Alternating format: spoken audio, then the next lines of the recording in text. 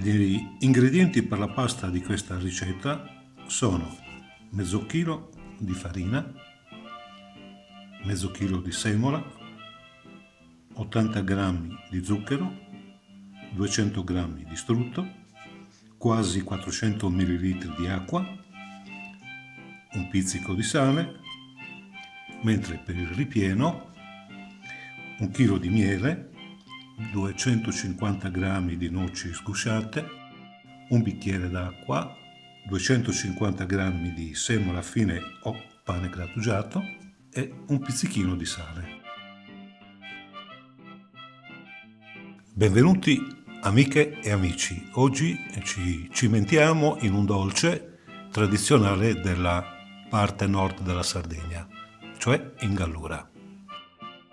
Per la preparazione degli cucciuleddi, anche detti sospanighedoso, iniziamo col sminuzzare le noci.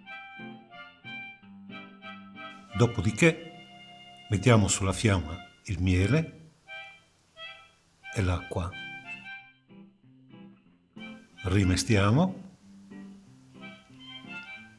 continuamente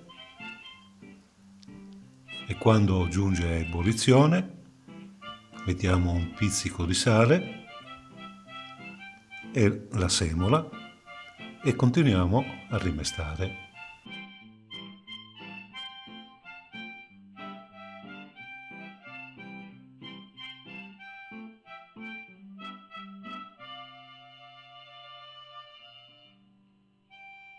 Quando poi il composto assume una consistenza densa, in questo caso vedete il cucchiaio come resta in piedi, spengo la fiamma e aggiungo le noci.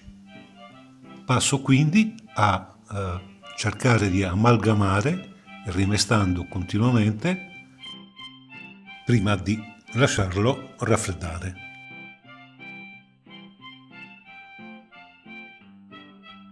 Intanto che il ripieno sfredda, preparo la pasta con la farina, la semola, lo zucchero, un pizzichino di sale,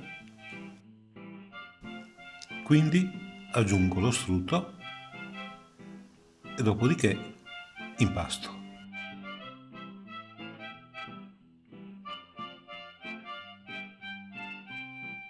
Di tanto in tanto aggiungo un po' d'acqua e continuo a lavorarla. Poiché la pasta ha bisogno di essere lavorata molto, talvolta è preferibile usare una macchina, un'impastatrice che permetta di evitare tutto il lavoro manuale.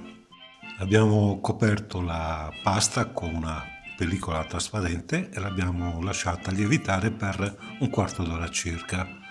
Ed ora passiamo alla elaborazione delle sfoglie.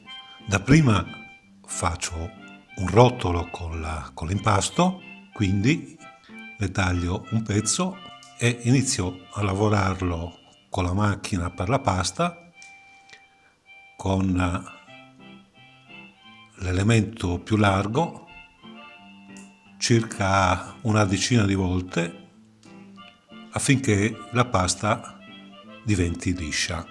Ora taglio un pezzo della sfoglia, la faccio passare nella macchina nella misura intermedia e per ultimo la faccio passare nella penultima tacca, ovvero nella tacca quasi più sottile in assoluto. Ora rifilo i bordi della sfoglia cercando di ottenere una striscia di 7, 8, 10 cm a seconda della grandezza del dolce che vogliamo ottenere. Ora passo a preparare il ripieno bagnandomi prima le mani e poi facendo delle striscioline tondeggianti che dovrò sistemare sulla sfoglia.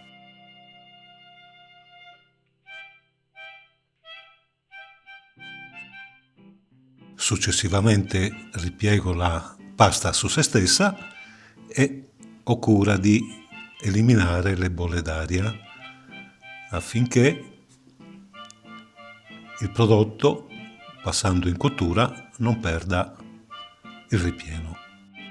Dopo aver tagliato in 3 pezzi le strisce che avevo appena fatto, faccio i rotolini, ricordandomi sempre di schiacciare bene la pasta affinché non si apra durante la cottura. Si può fare la forma semplice, ovvero quella a forma di O, oppure quell'altra più lunga a forma di S.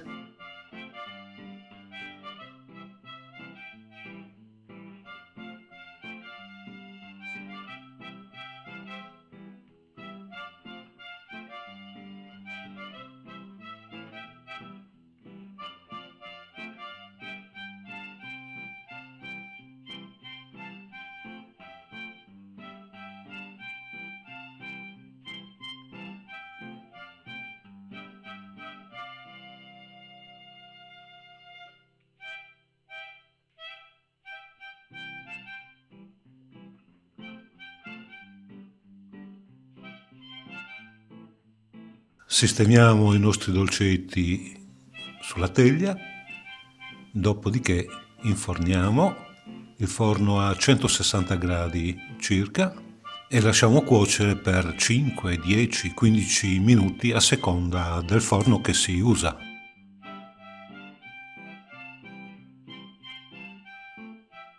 Ed ecco il risultato. Il ripieno, ricordatevi, deve risultare morbido e spero vi piaccia. Alla prossima, Paolo vi saluta, a Sibiris Anus. E Irene vi saluta, a Videci Sani.